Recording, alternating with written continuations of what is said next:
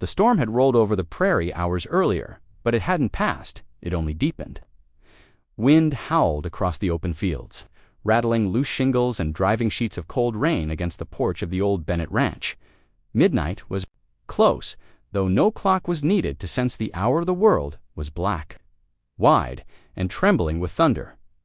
Inside the dimly lit house, Daniel Bennett shifted his crying infant from one arm to the other, pacing the length of the kitchen. His shirt was wrinkled, his eyes haunted from too many sleepless nights. The baby, little Jacob, had been inconsolable ever since the sun went down. Fever, hunger, grief. Even Daniel didn't know anymore. The house felt too big for just the two of them, and every creak reminded him of the silence his late wife left behind, then 3 sharp knocks. At first he froze, unsure if the sound belonged to the wind or his imagination. Nobody knocked at midnight in the middle of nowhere. Not unless something was wrong. The knocks came again, louder this time. Jacob wailed harder at the sound. Daniel swore under his breath, tightened his grip on the child, and moved toward the door. A dozen questions flickered through his head. Was it a neighbor? Trouble? Some drunk drifter wandering onto the wrong property? He unlatched the bolt and pulled the door open.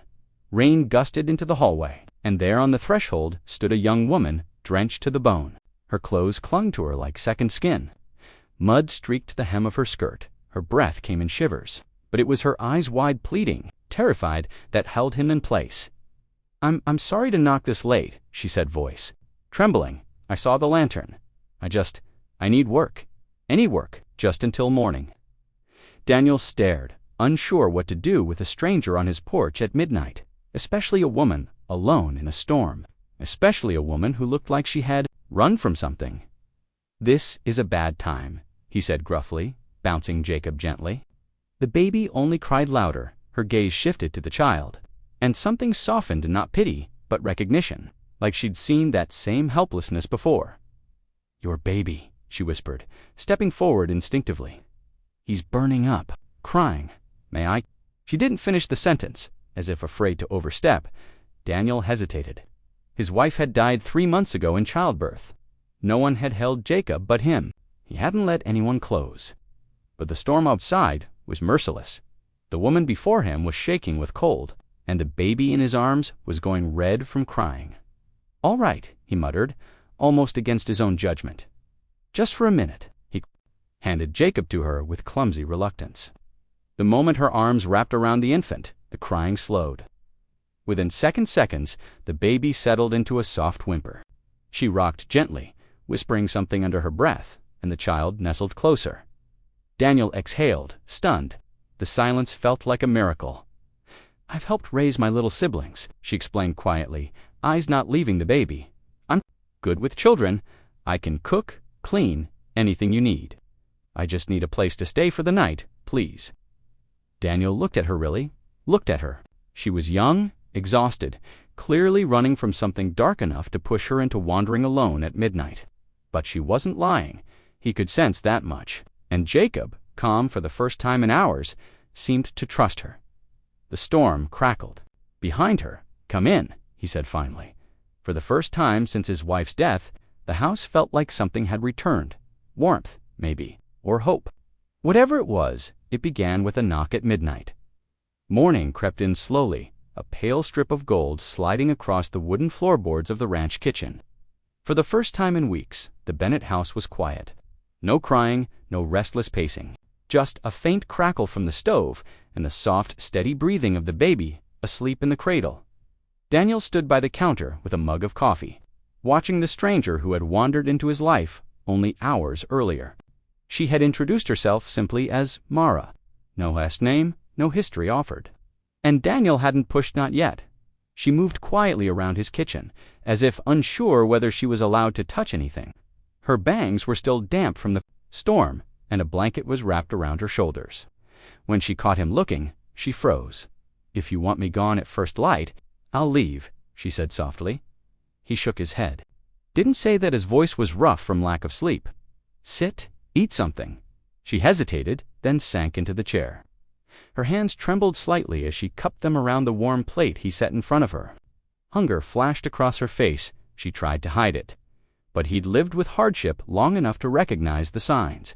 "You really came all this way looking for work?" Daniel asked, leaning against the counter. Mara swallowed before speaking. "I didn't have a choice." That was all she offered. Again, he didn't push.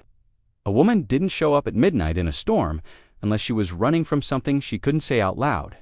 Jacob stirred in the cradle, and instinctively almost too quickly Mara rose and moved to him.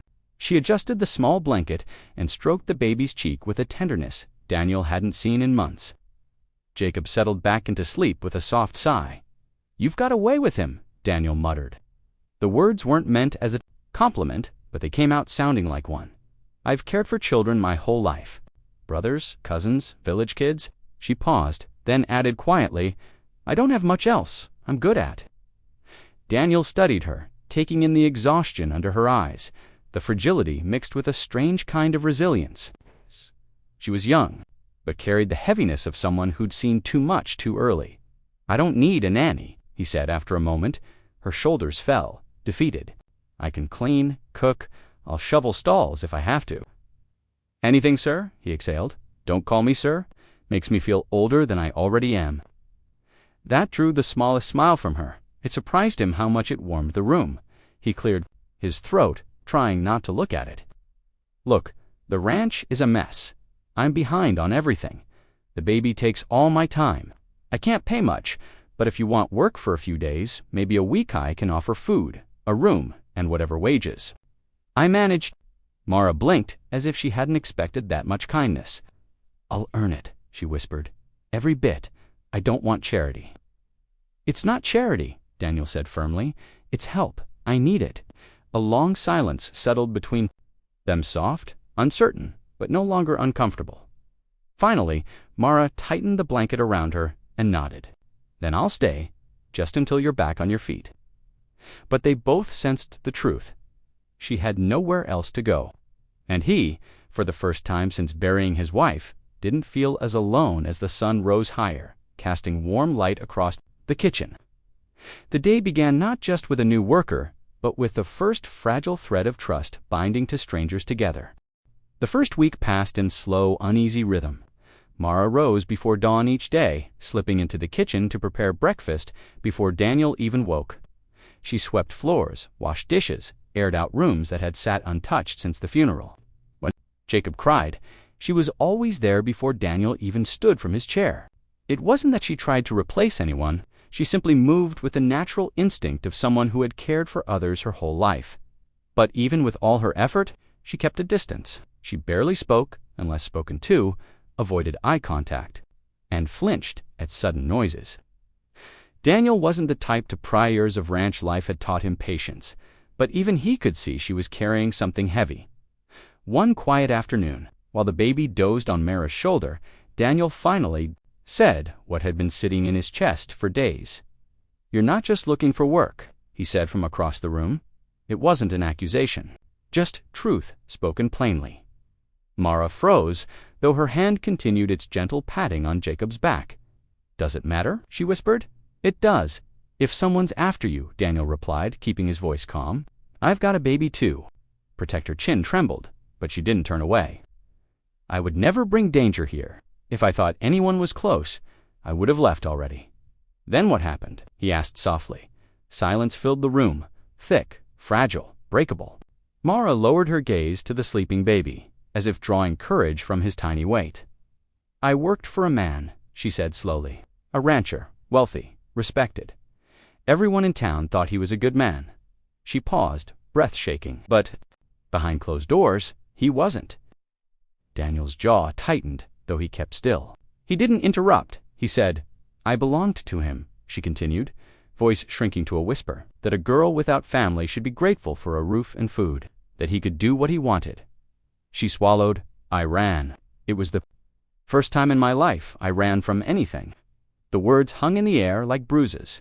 Daniel looked at Hurley, looked and saw the fear she tried to hide, the exhaustion beneath her strength. She wasn't weak, she wasn't helpless, she was someone who had survived, and he understood survival more than most. He shifted slightly, the chair creaking as he leaned back. "My wife died giving birth to Jacob," he said quietly. 3.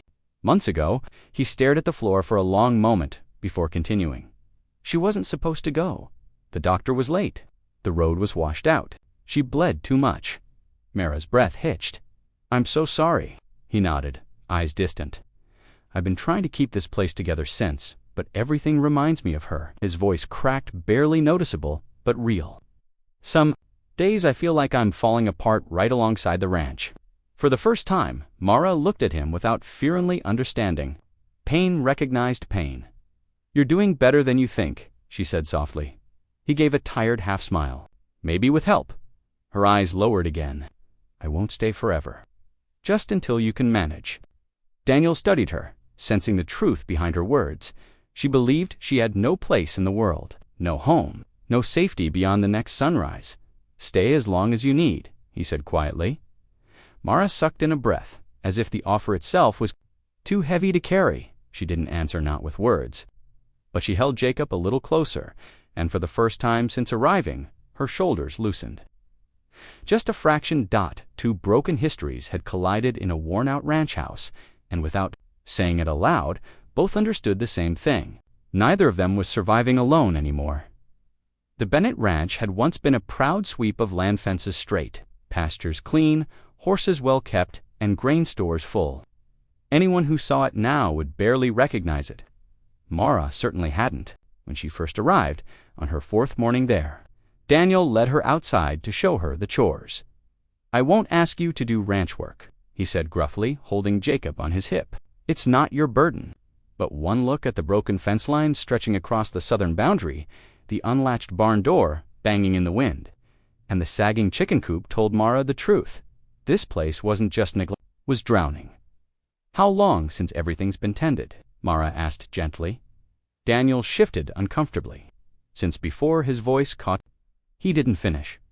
"I can help," she said simply. "You don't know ranch work." She tilted her chin. "I can learn," and she did. By midday she was wiping sweat off her forehead, grain dust on her skirt, and a stubborn calf nibbling on her sleeve. It wasn't graceful, but she threw herself into the tasks with determination that surprised even Daniel. He watched her from the barn doorway, Jacob dozing on his shoulder. "You're going to wear yourself out," he called. Didn't slow. Better worn out than useless. Something about the word useless made Daniel's chest tighten. He recognized that tone someone who had been told they weren't worth much. He didn't like hearing it from her. By the end of the day, the chicken coop was repaired, feed was reorganized, and Mara was covered in dirt, straw, and bruises from a stubborn gate latch that refused to behave. "You didn't have to work that hard," Daniel said as they walked back to the house. "Yes, I did," she replied softly but firmly. There was no arguing with that. Inside the house told its own story. Mara found piles of laundry Daniel hadn't touched, shelves gathering dust, and a pantry where food had spoiled unnoticed. She wasn't judging him. Widowhood created its own kind of blindness. But she knew that chaos often swallowed grieving men whole, so she organized the kitchen with quiet efficiency. She washed Jacob's tiny clothes, mended a torn shirt of Daniel's, and simmered a pot of broth that filled the house with warmth that had lacked for months. Daniel hovered awkwardly at the kitchen door, unsure if he should thank her or apologize.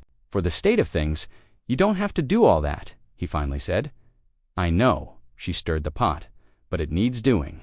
He nodded, feeling both gratitude and guilt twist inside him. "I should be the one fixing this place." "You're raising a newborn," she said, glancing at him. "You're already doing more than most men could." The honesty in her voice caught him off guard. Daniel wasn't used to being seen not clearly, not gently. His late wife had been soft with him, but since her passing, everyone else tiptoed around.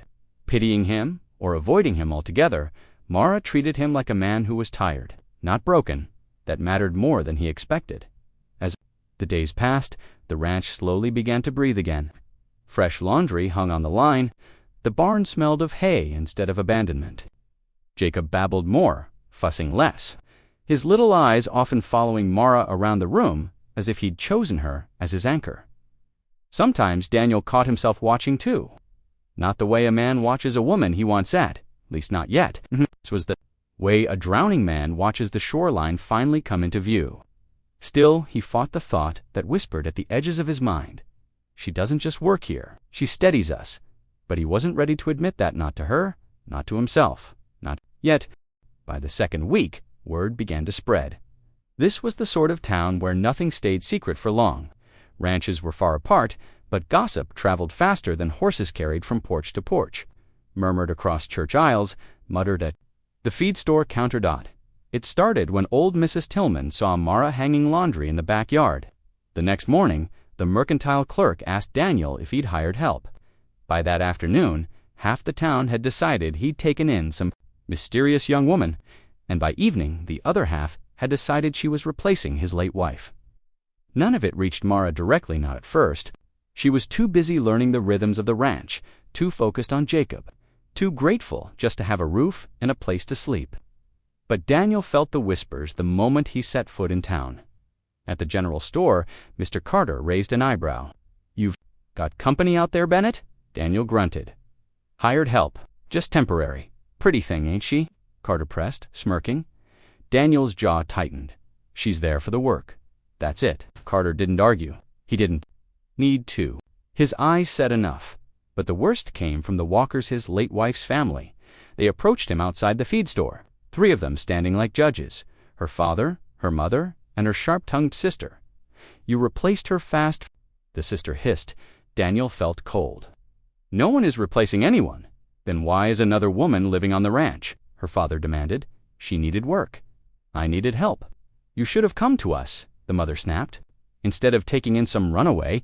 What will people think?" Daniel held himself back. "Barely. What people think isn't my concern," he said evenly. "My son's well-being is." The mother's eyes glistened with grief and bitterness. "Our daughter isn't even cold in the ground." That one hit deep. Daniel felt it like a punch, but he didn't back down. "This isn't about her," he said softly. "This is about keeping Jacob alive." They didn't believe him. They didn't want to. Back at the ranch, Mara sensed something was wrong. Moment Daniel walked through the door, he wasn't angry, but his movements were tight, controlled. "The kind of silence that filled a room when a man was battling something inside?" she asked quietly, rocking Jacob at her chest. He hesitated, then nodded. "Town's talking." Mara froze. "About me, yeah." She lowered her gaze, shame creeping up her neck. "I can leave?" "You're not leaving," Daniel said, sharper than he intended. Mara blinked at him. He took a breath, softened. "You didn't do anything wrong." "That doesn't matter," she whispered. "People only need a rumor." Daniel looked at her for a long moment. She wasn't afraid of hard work or long hours. She was afraid of attention, afraid of being noticed, afraid of being found. "You're safe here," he said. She didn't argue. But her eyes said she didn't believe it. She'd probably never truly been safe anywhere. 2 days later, the sheriff dropped by. Daniel stiffened the moment he saw the horse, and Badge. Sheriff Keene nodded politely. "Heard you've got a new hand helping out." "She's not causing trouble," Daniel said. Didn't say she was. The sheriff leaned on his saddle horn. "But folks are asking questions, wondering where she came from, why she showed up at your door in the middle of the night." Mara stood on the porch behind Daniel, hands clasped, eyes down. "Sheriff," Daniel said calmly, "she works. She keeps to herself. That's all there is to it." Keene studied Mara for a moment more, curious then suspicious, but dangerous all the same. "If she needs to clear anything up, she knows where to find me." When he rode off, Mara exhaled. Shakily. Daniel didn't touch her. He never had, but his presence steadied her all the same. "People talk," he muttered. "Let them, but they'll look deeper," she said softly. He met her eyes. "Then let them look," he said. "I'm not sending you away." And though the trouble around them was rising, something else was rising with it. Loyalty. Something that felt dangerously close to belonging. Jacob had been a fussy baby from the start. Colic, restless sleep, long crying spells that carved shadows under Daniel's eyes. Grief hung in every room of the house, and babies feel grief, even when they can't name it. For months, Jacob had cried more than he had cooed. Then Mara arrived at first. Daniel told himself it was coincidence, just timing. Maybe the boy was finally adjusting. But the truth showed itself in small, undeniable moments. It began one quiet morning. Mara leaned over the cradle, humming softly, her fingers gently stroking Jacob's tiny palm. He blinked up at her, confused, then against all odds, smiled. Not a gas smile, not a half-twitched a real, full, bright baby smile. Daniel froze in the doorway, stunned. His throat tightened unexpectedly. His son hadn't smiled like that since before his wife died, maybe not even then. Mara didn't see Daniel watching. She simply bent closer, whispering, "That's it, little one. You're safe. You're okay." Jacob gurgled happily, kicking his feet. Daniel stepped back quietly so they wouldn't notice him, rubbing a hand over his face as if trying to understand the tight ache in his chest. It wasn't jealousy. It wasn't shame. It was something else, something like hope, something like fear. Hope because Jacob was happy. Fear because he didn't know how to open himself to anything good. Anymore, as days passed, Jacob became attached to Mara in a way that was impossible to ignore. If she walked out of the room, he fussed. If she held him, he melted into her shoulder. If she laughed rare and soft, he looked up at her like she was the sun. "It's like he thinks you're his mother," Daniel muttered one afternoon without thinking. The words slipped out before he could catch them, and Mara stiffened instantly. "I'm not," she said quietly. Daniel winced. "I know, I didn't mean it like that." She nodded, though her expression held something complicated: guilt, maybe, or longing, or a fear she didn't dare name. She had never claimed a place in this household beyond work. She had been careful, almost painfully respectful, never stepping beyond what was asked of her. She didn't want to take anyone's place, especially not a dead woman's. But Jacob didn't understand that. Babies don't understand grief, boundaries, or the ghosts. Adults carry, they only understand warmth, comfort, presence, and Mara gave him all three. One evening, Daniel was repairing a fence post while Mara sat on the porch with Jacob. The sky was a wash of pink and orange, the kind of beauty prairie sunsets gifted those who stuck around to see them. When Jacob babbled, Mara mimicked the sounds. He erupted into soft giggles, deep belly laughs that startled even him.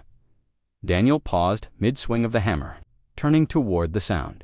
He hadn't heard that laugh before, not ever.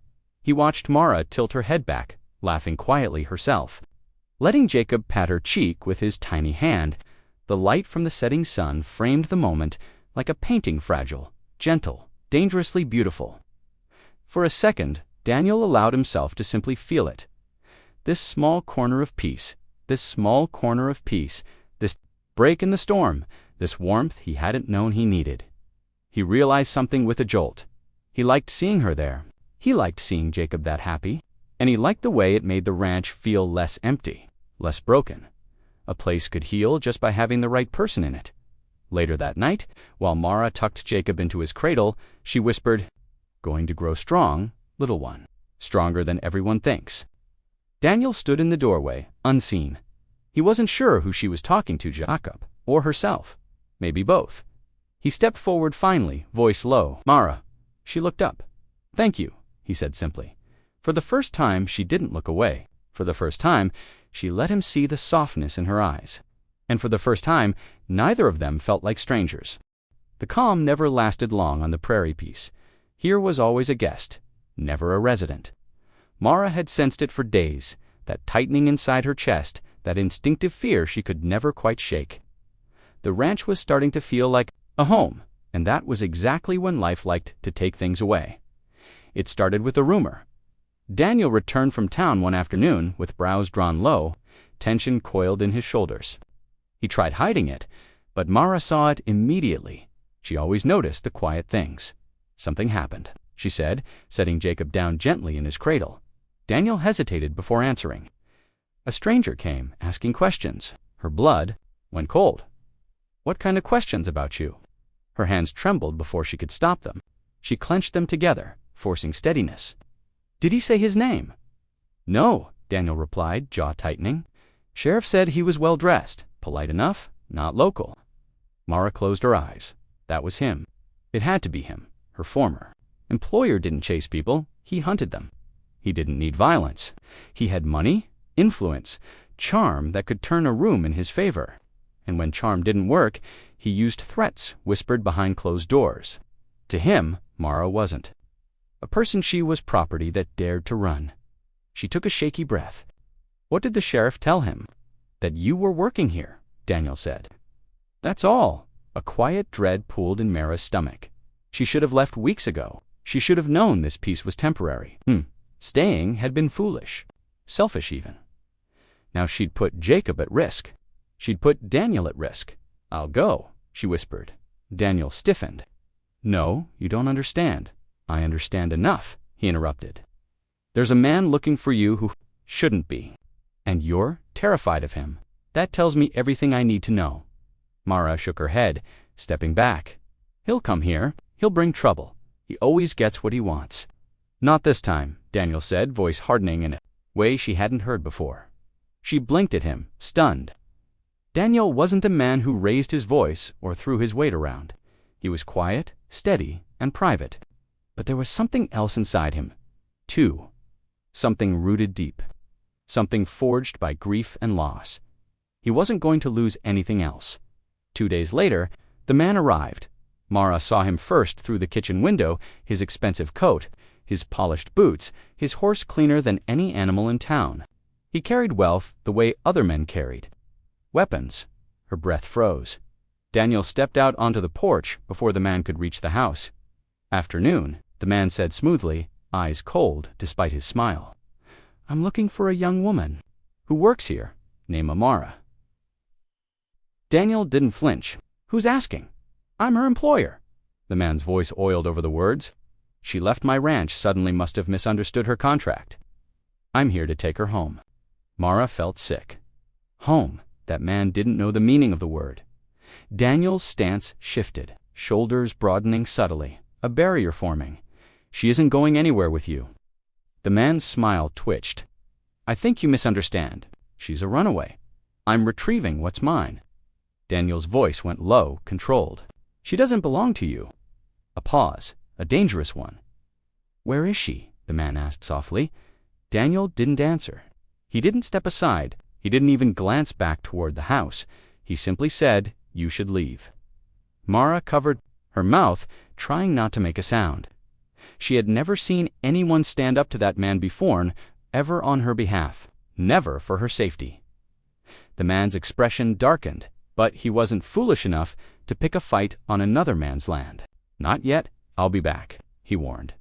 Daniel didn't move until the stranger disappeared beyond the tree line. Only then did he return inside. Mara stood trembling near the doorway. "You shouldn't have done that," she whispered. Daniel looked at her, steady as a mountain. "I'll do it again." And in that moment, terrified, shaken, breathless Mara realized one thing. She wasn't alone anymore. The storm outside had calmed, but inside the ranch house another kind of storm was unraveling, quiet, sharp, and personal. After everything that had happened that evening, the tension between her and the rancher felt thick enough to touch. She sat at the edge of the sofa, her hands wrapped around her own elbows, replaying every moment in her mind. The accusation, the fear, the apology, and the unexpected softening in his eyes. The baby slept now, nestled in the old cradle near the hearth. The fire's glow flickered against his tiny face, painting the room golden warm. She kept glancing at him, partly because he was beautiful, and partly because caring for him had awakened something in her she didn't recognize at first, a tenderness she thought life had beaten out of her. The rancher, Daniel, moved around the kitchen with slow, tired steps. He poured water into the kettle, set it on the stove, and stood with both palms pressed to the counter, as if steadying himself. It had been a long day for him, too. A longer year, she suspected. He'd lost his wife, battled grief alone, raised a newborn with no one to lean on. And now this stranger, the one who had knocked at midnight, had turned his life upside down. In a single evening, when he finally spoke, his voice was low. "You saved him tonight." She shook her head. "No, I just calmed him down." He looked at looked at her. "No," he repeated. "You saved him, and maybe you saved something in me too." She looked down quickly, embarrassed, unsure what to do with praise delivered so sincerely. No one had ever spoken to her like that, certainly not with gratitude, certainly not with vulnerability. The kettle began to whistle softly. Daniel poured hot water into 2 mugs and brought one to her. She hesitated before taking a tea, a simple kindness, but one she wasn't used to receiving. "Why did you knock on my door?" he asked quietly. The question froze her for a moment. She'd known it would come eventually. She wrapped her fingers tighter around the mug and took a slow breath. "Because I had nowhere else to go," she answered honestly, "and because I heard your baby crying. I didn't mean to intrude. I just thought maybe you needed help." She paused. "Turns out I needed it too." Daniel took in her words with a seriousness that almost startled her. He wasn't judging, he wasn't doubting, he was simply listening. "People don't usually stop to help strangers anymore," he said. "People don't usually open the door at midnight," she countered softly. He gave a tired half-smile. Fair enough. They sat in silence for a few moments, sharing tea in the steady warmth of the fire, the kind of silence that didn't demand conversation, only understanding. Outside, the wind whispered through the trees. Inside, the baby stirred slightly, but didn't wake. Then Daniel said something that tightened her chest. "You don't have to leave tonight, not in this cold, not after everything." He swallowed hard. "You can stay until morning, if you want." It wasn't an invitation made lightly. She could feel that. He was a man who didn't let people in emotionally or physically. But tonight, he was opening a door that was far harder to open than the one she'd knocked on at midnight. Nodded, "Thank you." He nodded back, almost relieved, as the fire crackled softly and the baby slept peacefully. Something shifted between them, not romance, not yet, but trust. Fragile, new, and quietly life-changing, and for the first time in a very long time, she felt safe. Morning came quietly, with a soft gray light spilling through the ranch house windows. She woke first, sitting upright on the sofa with the blanket still tucked around her legs. For a moment, she didn't remember where she was, only the warmth of the fire last night and the gentleness in Daniel's voice. Then the baby's soft cooing reminded her. She slipped off the blanket and walked to the cradle. The baby, tiny, pink-faced, curious, blinked up at her with a calm she wasn't expecting. He didn't cry this time. He simply reached out his small hand, fingers curling toward her. She smiled without meaning to.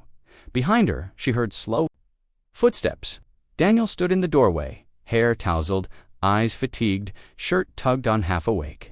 He paused when he saw her by the cradle, and something in his expression softened again, just like it had last night. "He likes you," he said quietly. She kept her gaze on the baby. Babies feel things. Maybe he feels safe. Daniel leaned, a shoulder against the doorframe. He hasn't been this calm in months. She heard the unspoken truth, not since his mother died. She didn't press him, not yet. She knew enough about pain to recognize when someone was standing on the edge of it. She lifted the baby gently and turned toward Daniel. "He probably needs feeding." Daniel nodded, rubbing the back of his neck. "I've been doing it alone. I'm not good at it. Some days I can't even get the bottle warm enough before he starts screaming." His voice cracked slightly. "It's been a lot." She carried the baby to the kitchen and began warming the bottle with practiced ease. He watched her hands, watched how naturally she moved. When she handed him the bottle so he could feed his son, he hesitated, almost ashamed, said gently, guiding his hands, steadying the baby against his chest, "You're doing better than you think." Daniel didn't believe that she could see it in his eyes. He'd been drowning quietly, convinced he was failing at everything, at fatherhood, at grief, at hope. But as the baby latched onto the bottle and relaxed in his arms, Daniel's shoulders dropped an inch, releasing a tension he'd held far too long. "I thought I could handle all this alone," he murmured. "But I've been angry and tired and lost." She didn't judge. She didn't pity him. She simply stood there, close but not intruding. "You loved her," she said softly. "Your wife." The words hit him like a gentle blow, painful, but relieving in a way. He nodded once, swallowing hard. "Yeah, I did, and losing her broke something in me." She lowered her gaze. "Losing people does that." He lifted his eyes to her, finally seeing her, not just as a stranger, but as someone familiar with hurt. "You've lost someone too." She didn't answer. She didn't have to. The truth was in her silence. Daniel looked down at the baby again, then back at her. "I'm not sure I know how to start over." "You don't have to start big," she said. "Just start." For the first time since she'd arrived, daylight revealed the house clearly, its mess, its loneliness, its unfinished corners.